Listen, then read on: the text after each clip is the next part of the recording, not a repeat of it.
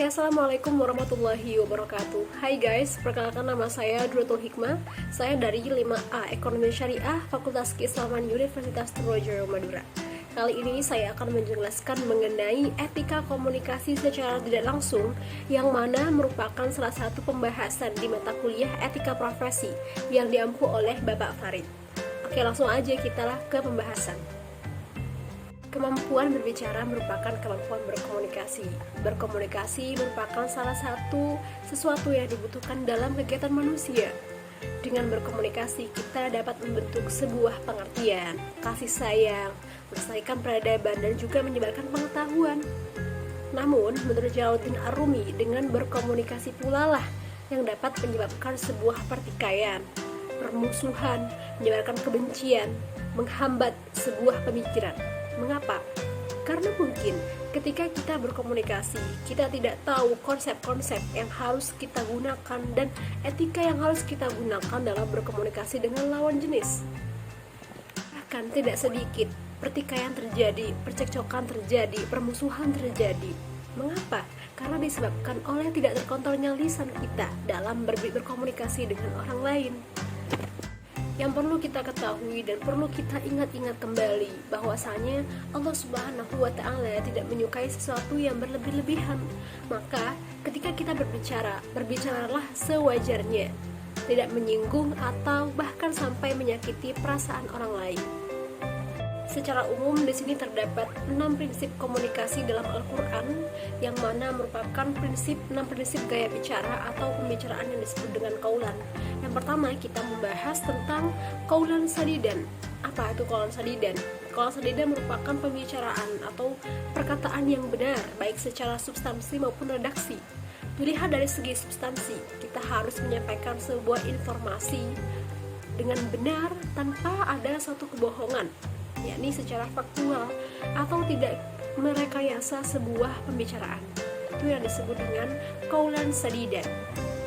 Kemudian yang kedua ada qaulan baligon. Qaulan baligon merupakan perkataan yang membekas pada jiwa, tepat sasaran, komunikatif, dan mudah dimengerti. Dalam artian ketika kita berkomunikasi dengan orang lain, hendaknya kita menggunakan bahasa yang baik dan tidak berbelit-belit. Begitu. Dan ini terdapat pada surat An-Nisa ayat 63. Dan yang ketiga ada qaulan ma'rufa. Qaulan ma'rufa diartikan sebagai perkataan yang baik, ungkapan yang pantas, santun, menggunakan sindiran atau dalam artian tidak kasar dan tidak menyakiti bahkan menyinggung perasaan orang lain. Dan ini terdapat dalam Al-Quran surat Al-Baqarah ayat 232 dan ayat 263, dan juga surat An-Nisa ayat 5 dan ayat 8. Dan yang keempat ada qaulan masyhur. Qaulan masyhur merupakan dalam berkomunikasi baik secara lisan maupun tulisan, hanya kita menggunakan bahasa yang mudah, ringkas dan tepat sehingga dapat dicerna dan dapat dimengerti. Dan hal ini terdapat dalam Al-Quran surat Al-Isra ayat 28. Kemudian yang kelima ada qaulan layyinan. Dalam qaulan layyinan ini kita dituntut untuk menjadi seorang yang pembicara yang lemah lembut, dengan suara yang enak didengar, penuh dengan keramahan, sehingga dapat menyentuh hati para komunikan. Dan ini terdapat dalam tafsir Ibnu Katsir, yang mana disebutkan bahwa yang dimaksud dengan qaulan layyinan ini yaitu kata-kata sindiran, bukan dengan kata-kata terus terang atau lugas bahkan kasar. Dan ini terdapat dalam surat Toha ayat 44. Kenapa? Karena ketika kita dengan qaulan layyinan, hati komunikan atau orang-orang yang kita ajak bicara itu merasa tersentuh hati dan jiwanya, sehingga tergerak untuk menerima pesan dari yang kita sampaikan.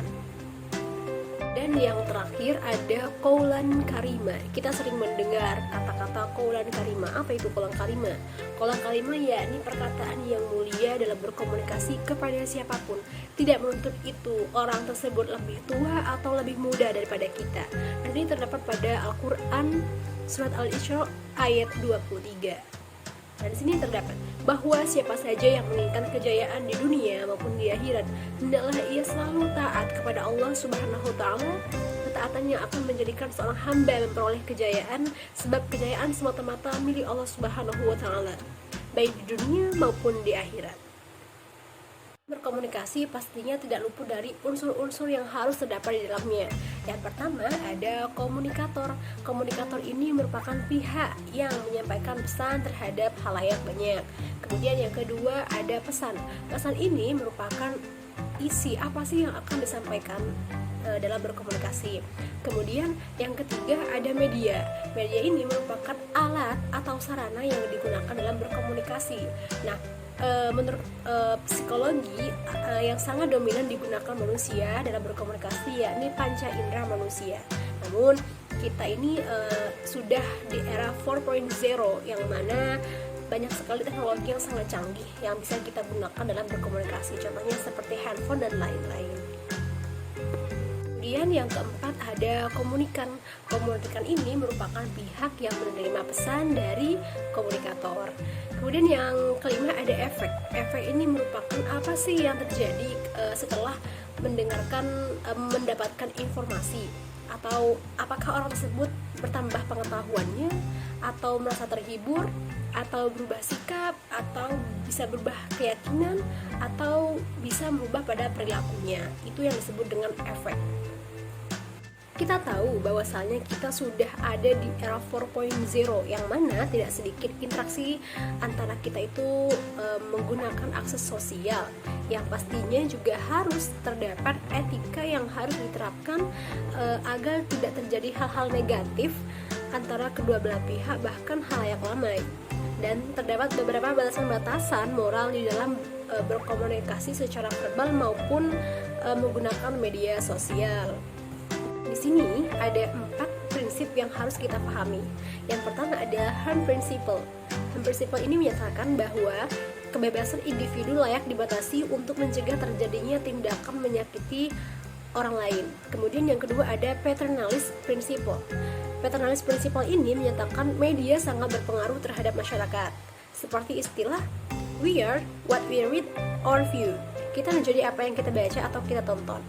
Karena muatan pesan media harus dikontrol sedemikian rupa sehingga hal-hal cabul atau yang merugikan masyarakat dapat dicegah.